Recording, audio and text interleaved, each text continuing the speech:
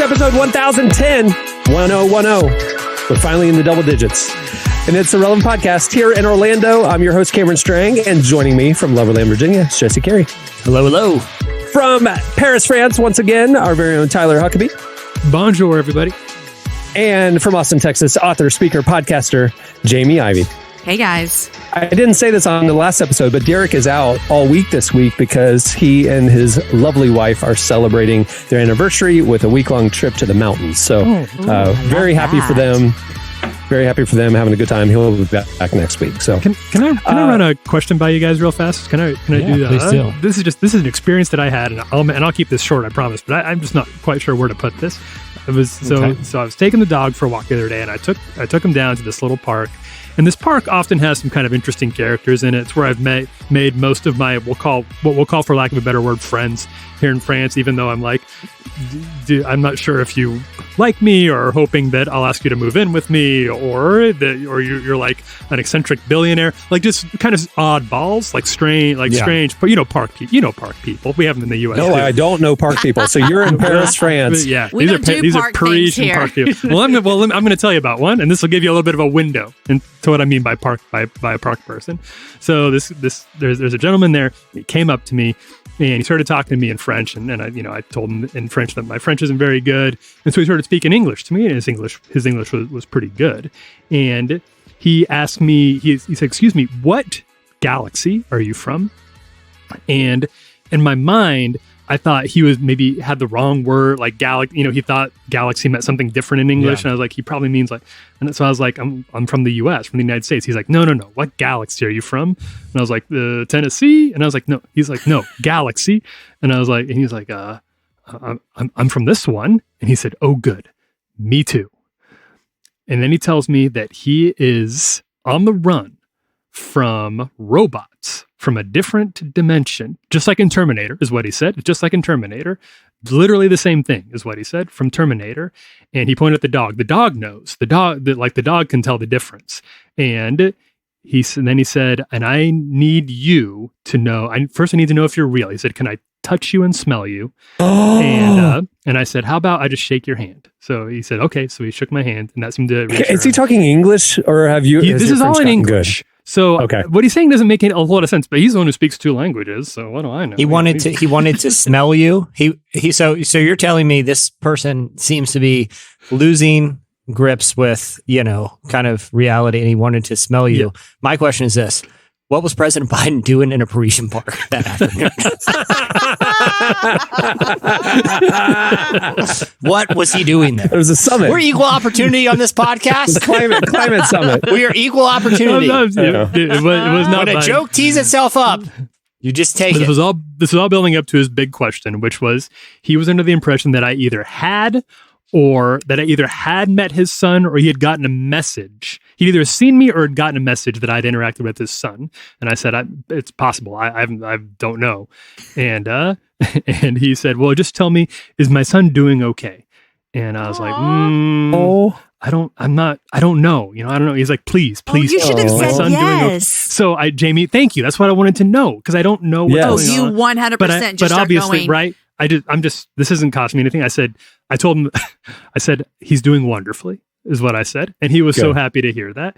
And then he prayed for me in English, and he sent me on my way. And I haven't seen him since. That was the first and only time that I've seen that guy. And that was my question, Jamie, which you answered, which was very good. I wasn't sure what the right response is in a situation like this, but I couldn't, he was not taking, I don't know your son for that was not the answer that was going to work and get me out of there. But it felt like the right thing to do, right? There's only one right answer here. The only right answer is you look at this man who's clearly maybe mentally unstable, and you say to him, for sure, your son is fabulous. He's thriving. I love him. He's so kind and wonderful. He's great. You would have been so good at this, Jamie. His laptop kicked up a big S-storm. But he might seems to end be up doing going okay. to trial, but for right now, he's okay. Legally, he's not okay. Yeah. Personally, he's also not okay. Thank you, Jamie. That was what I needed to hear from you, Jamie. I appreciate that. You did We well. have a great show in store for you today. One of my favorite comedians, KevOnStage, is coming up later. He's going to be joined by his wife, Melissa Fredericks. They have a new book out called Marriage Be Hard, and we're going to talk to him about that. I can't wait. If you don't follow KevOnStage on Instagram and stuff, what's wrong with you? He makes me laugh and feel a little uncomfortable sometimes. So I because he's always shirtless. He's always no, that's not what makes me feel uncomfortable. Like there's just some of those jokes I'm like, oh, can we say that? Can we say that out loud? That's comedy. You got to push the line. That is a sign of good comedy. I agree. All right. Well, we got that coming up. At the end of the show, we also have a seasonal game. It's spooky season. We got a game coming up. Don't miss it. But right now, stay tuned. Up next, it's Slices.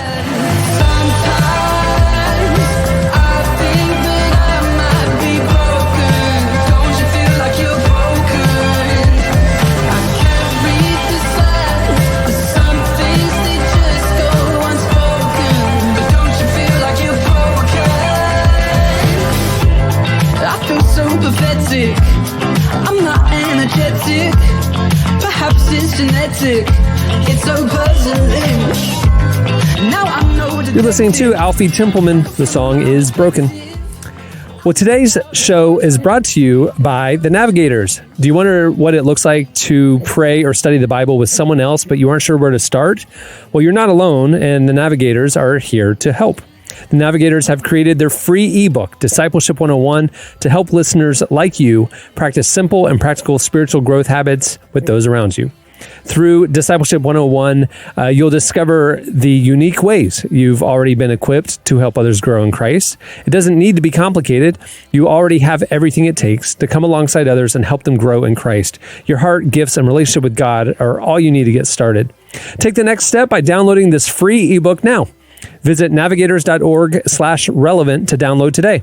Again, visit navigators.org/relevant to download your free ebook, Discipleship 101. Okay, it's time for Slices. What do you have, Jesse? All right. Well, this one, I just wanted to bring it because it confirms things that I've been saying on this podcast for years. And the headline is this: Space, a boring, dangerous bummer. That's from someone who was just there. Okay. You guys know my space takes. I don't need to rehash them. I'm going to tell you what a man named William Shatner, who spent most of his life creating space adjacent content. Okay. He's dedicated his life to space content. He was up there for 4 minutes. I don't care about his hot take. That's 4 more minutes than most people will ever go. Doing anything in 4 minutes, that's your problem, not the thing's problem. I'm sorry. Did you read? Oh, well, let me read you exactly what he says. Okay, and you because it seemed like a pretty traumatic 4 minutes for Mr. Shatner. And let me tell you something. He has spent more of his adult life looking out into pretend space than probably anyone. I think that's a pretty safe bet. He was in there's 40 seasons of Star Trek. Have you, when they show clips of William Shatner in early Star Trek, it's like I'm watching something from the 1800s. That's how old those clips feel. It feels like even when I was a kid, I was like, wow, those clips of old Star Trek with William Shatner are super, super old. Anyway, the man has spent a lot of time thinking about space. So he's writing a book. It's called Boldly Go, Reflections on a Life of Awe and Wonder. And in it, he discusses being a passenger on the Jeff Bezos spacecraft, which, Cameron, to your point, it's not like they're spending a month up there. Okay? The entire flight you're zipping up, from launch to landing is 11 minutes long. I'm sorry. Okay, but he said he did the whole thing. They got up there, people were unstrapping, doing the little flips, looking out the window, just like what you would do. But I want to read you just a few passages from this book, and I'm going to present them without my opinion, because my opinion is basically his. Okay, here's what he says. Guys, I'm just heads up. It's dark. Okay. My trip to space was supposed to be a celebration. Instead, it felt like a funeral. Oh my gosh. I love the mystery of the universe. I love all the questions that have come to us over thousands of years of exploration and hypothesis. But when I looked in the opposite direction, into space, there was no mystery, no majestic all to behold. All I saw was death. I saw a cold, dark, black emptiness. It was unlike any blackness you could see or feel on Earth. It was a deep, enveloping, all-encompassing. He said, everything I had thought was wrong. Everything I expected was wrong. I thought space... Wow. I thought that going to space would be the ultimate catharsis of that connection that I've been looking for between all these living things. That it would be the next beautiful step in understanding the harmony of the universe. It was among the strongest feelings of grief I have ever encountered. The contrast between the vicious coldness of space and the warm nurturing of Earth below filled me with overwhelming sadness. First and he goes on. He was gifted a $200 million ride on this trip. Maybe he should have read the marketing materials or towed the company line a little bit better. I mean, like, come on. Don't lift a gift horse in the mouth. You were given that trip. Number 2, Jeff Bezos, maybe you need to shut down the bar that's at the landing pad that the people are while they're waiting to get on the rocket ship, because he sounds like he was a little lubricated and deep in his own thoughts before the trip even happened. That was 4 minutes and he was honest about how lame and dark space is. And it affected him deeply. And he's still talking about it. And it wasn't like, this happened months ago and he still can't get over what a bummer space is. Like, he goes up there and he is just bummed out from now on. And this is a man who, like I said, his whole half of his career was pretending to be in space. I don't like because space was black and scary. I mean, it's like, what did you think it would be? I mean, Jesse, you say you don't like space because it's too big. I mean, what is it? What did he think would be happening? There'd be comets flying all over the place. And it'd be like he's riding Space Mountain or something. I mean, it's like, come on, man. This confirms too much space up there. I think if I go to space, though, I do want to see something besides just darkness, because I could close my eyes and see that. You know, like I could close my eyes and imagine I'm up in space. So I think maybe the expectations were a little bit more like he thought he was going to be in Star Trek again. That's the thing. He has spent most of his life, to your point, Jesse, interacting with distant civilizations and new worlds and spaceships and warp drive and aliens. If that is what you think you're going to encounter, which William Shatner might, he based on all of his time up there, maybe the bar was just a little too high. Maybe real life just couldn't measure up to the many wonderful seasons of television that he gave us with Star Trek. I still say Jeff Bezos need to rethink the free cocktails. Yeah.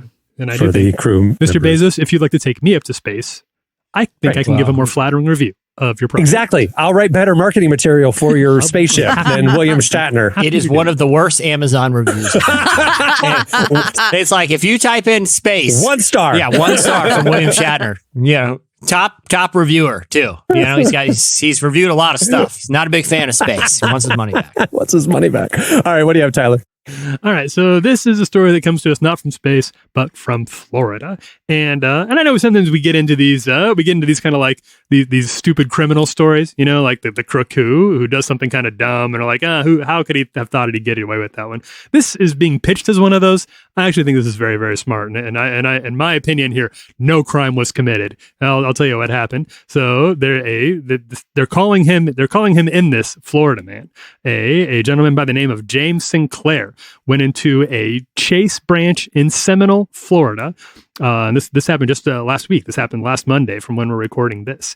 And he held a gun tucked under his shirt, which he held up to the branch manager and asked him to take some money out, which he did. He got about $120 out, and then he escaped. He was captured about 10 minutes later, except for it was not a gun that he had under his shirt. It was his finger and thumb, which he had in the tradition, in the typical shape of a weapon that we have all used to do like our pew pew, our fake gunfights. And he had that under his shirt, and that's what he used to commit this so-called crime. But I'm saying, if all you go in there is with your bare hands and you ask them to take money out of the safe, and they do, and they give it to you and leave, then who was really at fault here? What crime? It's now a crime to just say, I want you to give me some money, and and you walk out with it and you go to jail. In America, we're doing this. That's interesting. You might have a good case there, Tyler. I want to take his case up. But I'm also wondering if you misspoke or if it's really true that he only got $120. That's actually what it said. I don't. And that's a crime in and of itself that he went through all that trouble and he got out of there with, he can't even get Netflix for a year or something. He didn't even push his luck. Maybe he was trying to just make a withdrawal, forgot his ATM card, had to go talk to the bank manager. Hey, I need $120. And then the guy is like, oh no, he has a gun. Here you go. And he was like, how many? And he pointed one finger. 1, 0, 0. He's got a gun! Take it all! And then the police are running after him. He doesn't know what's going on. He's like, what did I do? I got my $120. Just go to the grocery store. What do you want? I need $120. Just you go into, I don't know the circumstance. How jumpy is this bank branch that a man comes in with his finger pointed? Like, just take whatever. I don't know. I have $120 in my wallet. Here, just get out. He's reaching into his pocket to find his ATM card. And it's like, oh no, I don't have it. Yeah. And the guy thinks he's holding a gun in his pocket. Hands him all the money. He's just, what's your PIN number, sir? Well, it's 2. And bang, get him. Call 911. Yeah. He just goes, yeah. He was on the phone and he went, and he held one finger up his mouth and tells him, he's coming in! And he started throwing cash at him. He just casually walks out because who robs a bank and wants $120? Yeah. No. I'm just trying to make a withdrawal. Got my money. I'm walking out. He was pushing the glasses up the bridge of his nose with one finger.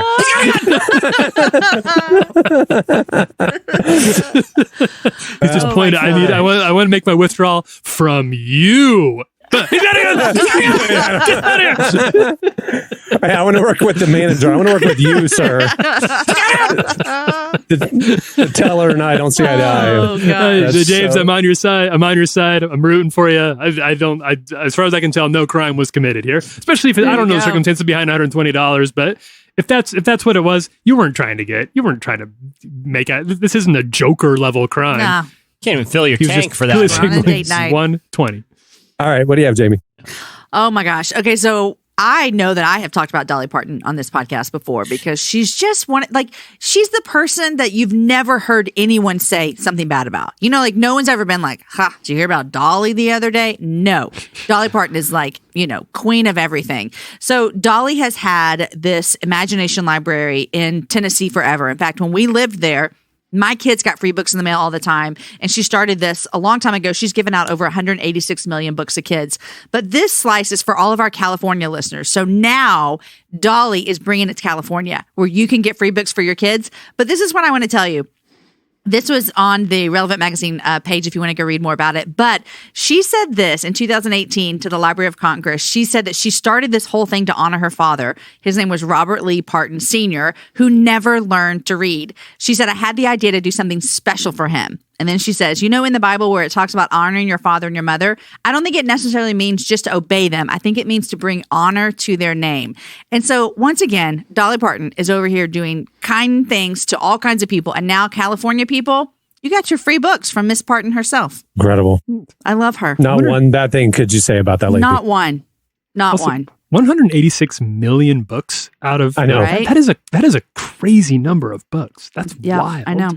Yeah. I mean, just the printing costs, it's $1 a book. I mean, that's a lot of money. Yeah, for sure. It's a lot of money. I know. And if you sign up for this, you get one book a month every year from the time you're born until you turn 5 years old, which is potentially that adds up really 60 quickly. books a kid. Yeah. By the time you start going to kindergarten, you've got your own little mini library at home. I know. And I'm telling you, they came to when we lived in Tennessee, we got these books every month. It was super fun. So cool. Crazy. Go Dolly. All right. That'll do it for Slices. Stay tuned. Up next, Kevin and Melissa Fredericks. Kev on stage and his wife join us.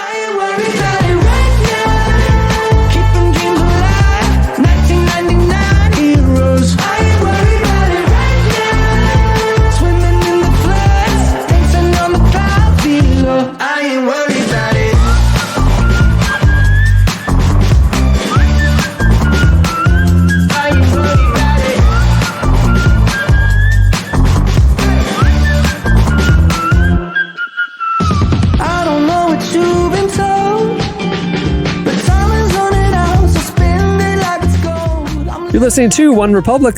The song is I Ain't Worried. Well, today's show is also brought to you by He Gets Us, a national campaign sharing a fresh perspective on the story of Jesus. Why? Because the story of Jesus has been obscured. His name has been used to both harm and heal, to unite and divide. But how he actually lived isn't at all convoluted. He loved radically. He suffered deeply. He always put others first. And He Gets Us is telling that story to anyone who will listen. As Christians, you know that story and you know how powerful it is, but you also know it can be hard to tell it in a way that gets people's attention. Well, this campaign has developed a platform to do just that, to share Jesus' story on national television and on individual phone screens, and it's working. The campaign has over 350 million views on YouTube alone, not to mention all those on Facebook, Instagram, and broadcast networks. I saw it on SNL. I've seen it on college football. It's everywhere. And it's only the start. Visit HeGetsUsPartners.com to learn more and download resources, study guides, find out more about the team behind it. And if you haven't seen it for yourself, visit HeGetsUs.com. It's pretty awesome. Our guest today is KevOnStage, Kevin Fredericks, and his wife, Melissa Fredericks. The hilarious husband and wife duo recently teamed up to write a book about their marriage. In Marriage Be Hard, KevOnStage and Mrs. KevOnStage share how they use humor and grace to navigate the ups and downs of marriage. They sat down with our very own downtown Emily Brown to share some marital wisdom and hilarious truth about their marriage. Here's our conversation with the Fredericks, KevOnStage and Melissa Fredericks.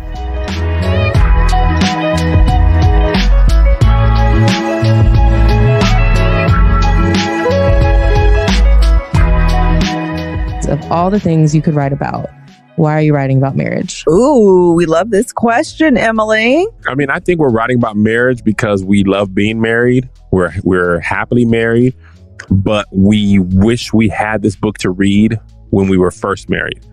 When we were first married, we felt like everybody else was not struggling like we were. We're struggling. We're talking to people at our church. Hey, man, I was there. Oh, wow, marriage is great. It's perfect. Kiss each other in the mouth every day. And we're like, man, this is crazy because me and Melissa going through a thing or two. And then lo and behold, 4 or 5 years later, a lot of these same people are getting divorced. And there was no signs. It was just, it's perfect. And now we're divorced. Like, how y'all, what happened to all? It was perfect. And reconcilable differences.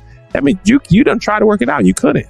So we feel like we wanted people to have a realistic and authentic look at what it takes to make a marriage that seems like its goals actually work. You know, if I can throw in one more analogy, it's like we had all the ingredients for a cake and access to an oven, but know how many eggs of these 12, how much salt, how much sugar, how long should you bake it? What do you do? How much butter?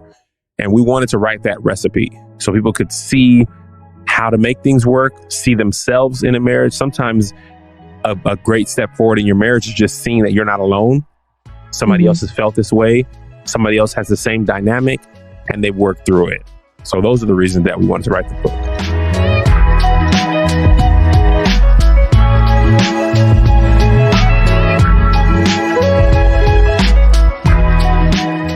Love that you bring up this idea of relationship goals, because I feel like that's such a big thing these days is, you know, you lift someone up thinking they have the perfect relationship, but we all secretly know something's going on behind the scenes.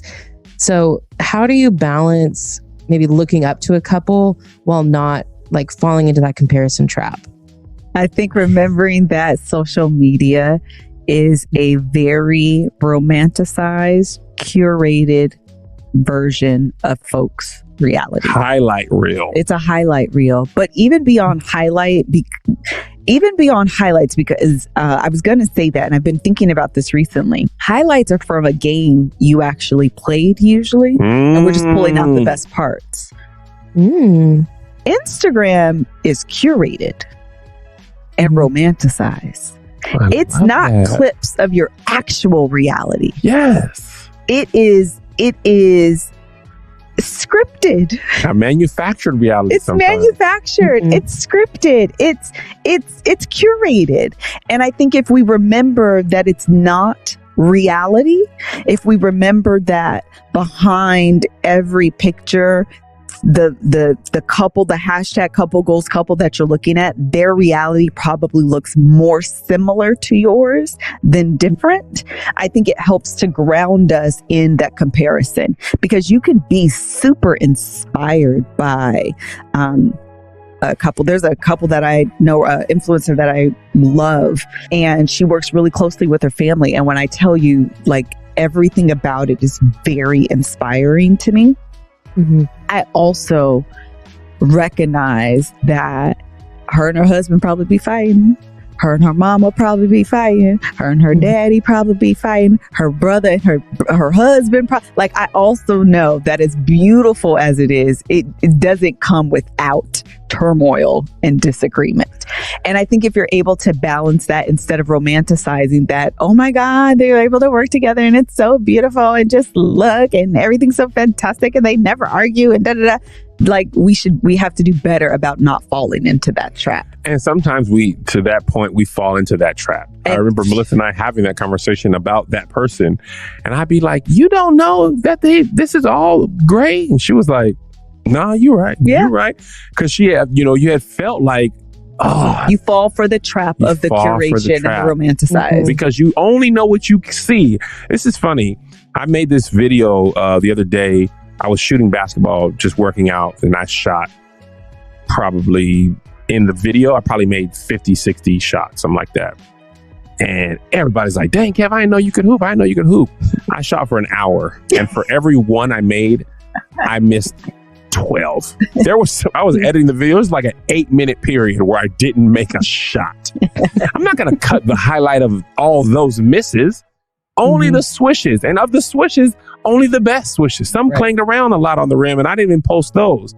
Right? And even though people know that I didn't make every shot, you see the makes, you recognize this guy can shoot more than I thought.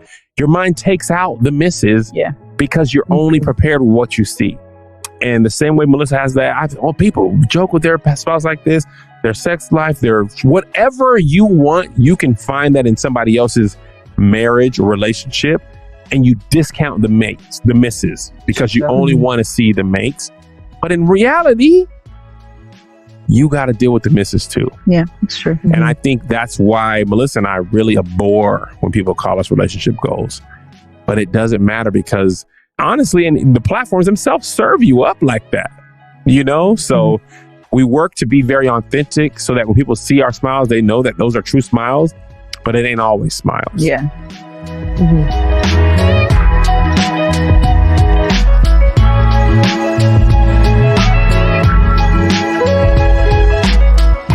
You mentioned that you guys were in therapy. If you're comfortable, I'd love to hear more about that, because I think that the idea of couples therapy, I think a lot of people have this like stigma around it. But, what impact did it play in y'all's marriage?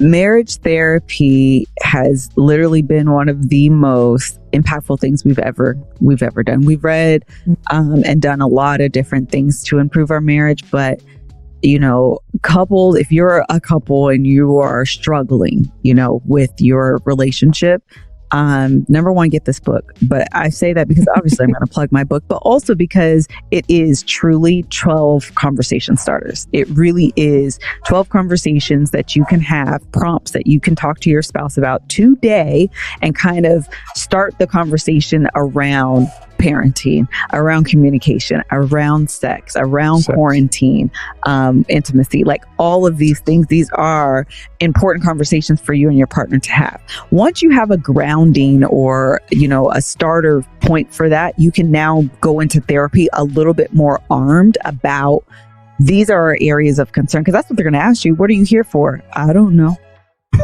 I don't know. So you do need that kind of grounding so you can articulate and communicate that. Then once you're in therapy, the tools and the interventions that they are able to offer you, God bless your mama, God bless your daddy, God bless your pastor. Unless they went to school for this, they're just not going to be able to help you the way that someone is licensed and trained to help you with. Yeah, I concur. I think, a lot of times there's, you do what you can do. Everybody's not able to pay for therapy, but at the end of the day, it's you and that partner, you and your spouse figuring it out. But with the help of someone who knows what they're doing, it is so much easier. Because if I talk to my mom, or Melissa talks to her mom or dad, they're going to give us the best advice knowing that they want us to win, right? the thing that a therapist helps so much with their client is the relationship. They tend to be less biased. Find the right therapist. Our first one sucked for us. I don't think he's a bad therapist. His style did not match our style. No, he was right. So find the right person. But when it's done right, you realize, oh my gosh, I would have never thought about that. I would have never connected this part of my life with this part of my marriage. Yeah, that makes sense. Thank you for sharing. I know therapy can be like a personal thing, but I appreciate that. Emily Brown.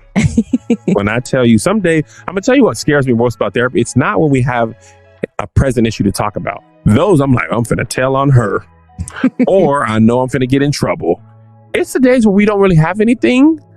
That's when you really like, all right, now it could be anything. Next thing you know, how's things going? It's perfect. And then 2 seconds later, when I was 6, he dropped my popsicle and I never got another one. And I wanted the ice cream. And that's why as a man, I eat my wife's ice cream. And she thought she was saving. Like, it'd be anything could happen on the days the topic is not very clear. That's hilarious. But although it's ugly and stressful and vulnerable, it is very impactful. And I think the best part of it is early in our therapy journey, we used to have to basically wait till the next session to deal with some stuff. We literally put our feelings on ice.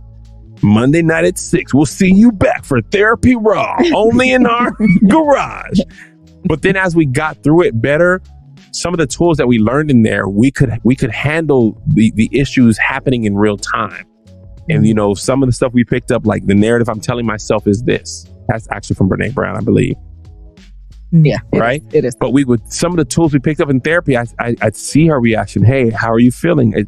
I'm feeling like this. Is this correct or incorrect?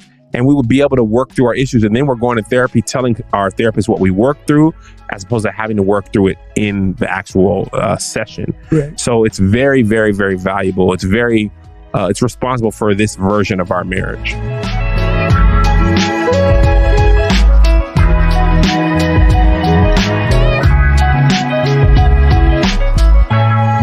That was KevOnStage and Melissa Fredericks. Make sure to check out their new book, Marriage Be Hard. It's available now. Stay tuned up next. It's our game, Spooky Season Spooktacular.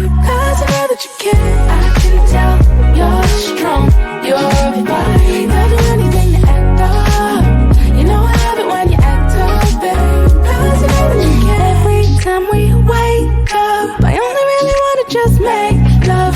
So smooth, I don't gotta chase. Yeah, so I don't even want to tell you say so. Yeah, she had a motley, playing for the wrong team. Something out of hoop dreams, I flooded out your new brain. Yeah, and everybody saying that I act different since I got you. Now I brag different. Know that you care, everything. Yeah, You're listening to Bailey. The song is Act Up. All right, it is time for a game that we did back in 2019. Spooky Season Spooktacular. Tyler wrote this. Of course, it's 3 very long paragraphs to start it off. I wrote it a long time ago. Are you playing? That's true. So I don't this might be remember any new of to these. you. I do not remember. Yeah. Wait, did you write it or is this a Jesse? If it was back in 2019. I think I wrote it. I feel like I remember doing the research on this, but I do not remember the answers. I'll say this. The intro is very much a Tyler Huckabee original. Yeah. Here we go. As Americans, we suffer a near constant crisis of identity. The pools of consumerism and tribalism have rendered us so unconvinced of our own inherent worth beyond what we own, what our job is, or who approves of us, that many of us have truly no idea who we really are. Instead, we try on prepackaged identities manufactured for us by our capitalist overlords. In this way, Halloween becomes a rare opportunity to think outside the existential crisis by becoming someone else altogether. Whether you're a little girl dressing up as a black cat or a grown man as Don Draper, Halloween is a time for us to say something about ourselves by who we're choosing to become for one night, taking on someone else's identity as a way of commenting on our own real one. In fact, Halloween may be the one night of the year in which America shows its true face by wearing a mask. In this game, this is great. Who wrote this game, oh my gosh. in this game, each team I'm sorry. In this game, each person will be given a year and several popular Halloween costumes. You must guess which costume was the most popular pop culture costume of that year. If you guess correctly, you'll be crowned the mayor of Halloween Town. If you lose, you will plunge our nation further into its crisis of identity. Please note, the list will omit generic popular costumes like Frankenstein and witches and focus only on pop culture specific costumes. It includes all age groups, okay? Makes sense? Here we go. Jesse, you're up first. The year is 1990. 1990. Was the most popular costume Ariel from The Little Mermaid, Edward Scissorhands, the Teenage Mutant Ninja Turtles, or Kurt Cobain? The year is 1990. I think I went as this in 1990. I'm gonna go with Ninja Turtles. That is correct. That was the number one costume that year. Good job. All right, Jamie, 1992. Okay. Was it Crisscross, Catwoman, Princess Jasmine, or Bill Clinton? Oh, wow. I am going to go, I don't think it would have been Bill Clinton yet. I'm going to go with Princess Jasmine. The answer is Catwoman was the number one. Woman. Okay. Yep. Tyler, 1996. The Nutty Professor, Spice Girls, Ghostface from Scream, or Ethan Hunt from Mission Impossible? Can you say those one more time? The Nutty Professor, Spice Girls, Ghostface from Scream, or Ethan Hunt from Mission Impossible? I remember trick-or-treating that year with a friend who was dressed as Ethan Hunt from Mission Impossible, a franchise they are still making. I got a question though, Tyler. Isn't that wasn't a lot of people? What year was this, Cameron? 1996. 96. Weren't a lot of people just dressing with like rib sweaters and fitted pants at the time? Wasn't that what he wore? It's probably one of those like, oh, I have this at home. Easy costumes. I don't need to go out to Spirit Halloween. Or it was just your normal street clothes, and people were like, "Hey, are you Ethan Hunt?" Yeah, sure, whatever. I think I'm gonna go with Spice Girls. Ghostface from Scream. Come on, the Scream mask. That's what I was going to say. Yeah. Okay, well, sure. All right. So first round, Jesse has 1, everybody else 0. Here we go. Round 2. Jesse, 1998. Was it Rose from Titanic, Zorro, Rob Zombie, or the dude from The Big Lebowski? Oh, I'm extremely confident that I feel like it's an iconic costume, and you have you can. A lot of people have it in their house, like an old bathrobe, some sweatpants, a t-shirt. You can't go wrong. It's got to be the dude, right? The dude was it. That's it. 2-0. Wow. He abides. Still abides. All right, Jamie. 2002. Was it Hermione from Harry Potter, Avril Lavigne, Nelly, or Frodo Baggins? I have no idea, but I am going to go with Nelly because I just saw him recently in concert, believe it or not. What? And a friend of mine who was in high school during that time knew all the words. So that's who I'm going to go with. Can I ask, was it at like a state fair or something? It was before the University of Texas game a couple weeks ago. They have concerts, and Nelly was there. Yeah. Oh, sure. Mm-hmm. And she knew all the words, and she would have been in high school then. That sounds about right. But the answer to this was the Harry Potter. Hermione from Harry Potter. Sure. Yep. Sure. All right. Tyler, 2003. This is getting to prime Tyler Huckabee era. 2003. Number one costume. Was it the White Stripes, the Bride from Kill Bill, Spider-Man, or Andre 3000 from the Hey Ya music video? Ooh, all good costumes. I think any one of those would have been a big hit. I am going to say, I think I'm going to go with I'm going to go Spider-Man. Cross generation. That's correct. That's it. Right. Spider-Man. That was right. All right. Last round. Everything's worth 80 points. Okay. Jesse, you are up. 2004. You would have been a junior in college. 2004. Here we go. Pink polo era Kanye West. Okay. Steve Zissou from The Life Aquatic. MF Doom. That would be a very complicated mask. Or Jack Sparrow. I think my answer is Jack Sparrow, but I think the Steve Zissou one is a good one because you would buy it and it's like an excuse to buy like cool stuff that you'd wear later. Like if you had those Steve Zissou's Adidas or that tracksuit or the beanie, that's definitely making its way into street clothes rotation. Like that's prime, the ultimate with a Halloween costume. It's like I just kind of want these kicks, and so I'm going to just roll them into the costume. But my answer is probably Jack Sparrow. That is correct. Jack Sparrow is correct. Yep. There you go. All right, Jamie. 2006. Most popular costume: V from V for Vendetta. Derek Shepherd from Grey's Anatomy. Is that McDreamy or McSteamy? I don't know. James Bond or Amy Winehouse. I hope it's not Amy Winehouse. What's crazy? You say 2006? Yep. So I've got like a 2-year-old then. He's not dressing up as any of these things. So this is like an adult costume. I'm going to go with the old Grey's Anatomy dude. V from V for Vendetta.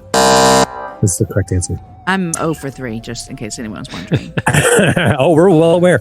All right, Tyler. All right, here we go. 2007. Wait, I see you in the document. I see your name in this shared Google Doc. You are literally cheating right now. It's open. I'm not looking at it. Sorry. I opened it to send it over, but I'm not.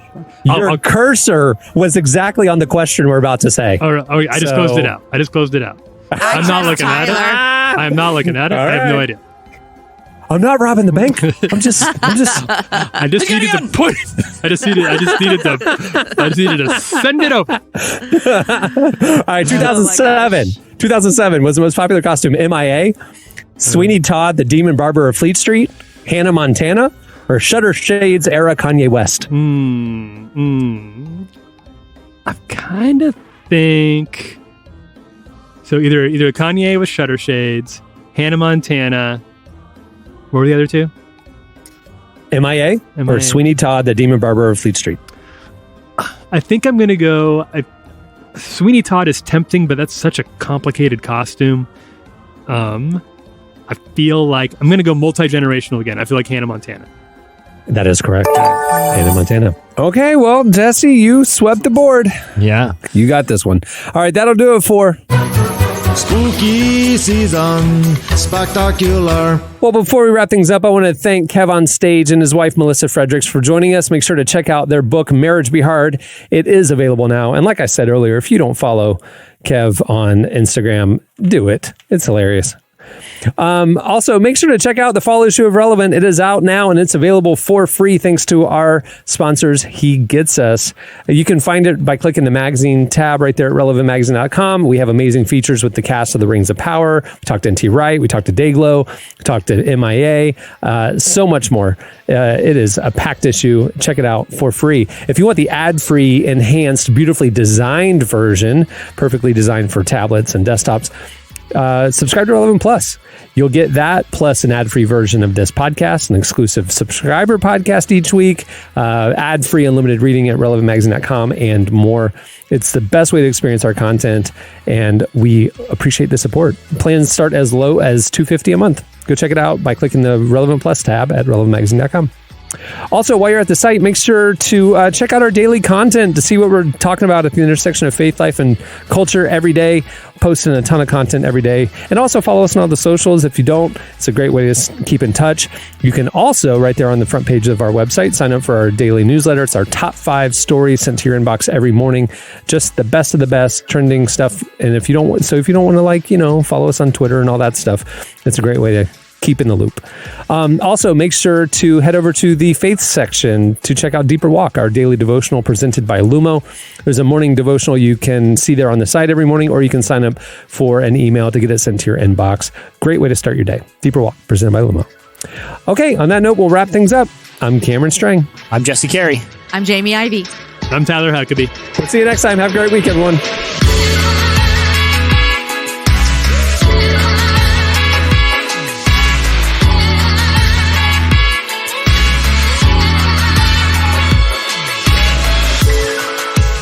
For listening to the Relevant Podcast. Check out our features, interviews, and news updates every day at relevantmagazine.com. And make sure to follow Relevant on Facebook, Twitter, and Instagram for the latest.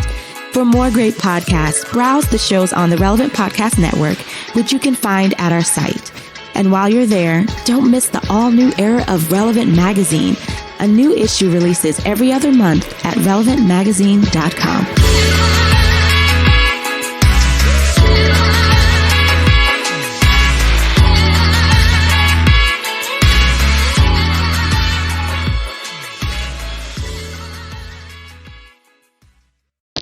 Just one sec. No! He's got a gun! Relevant Podcast Network.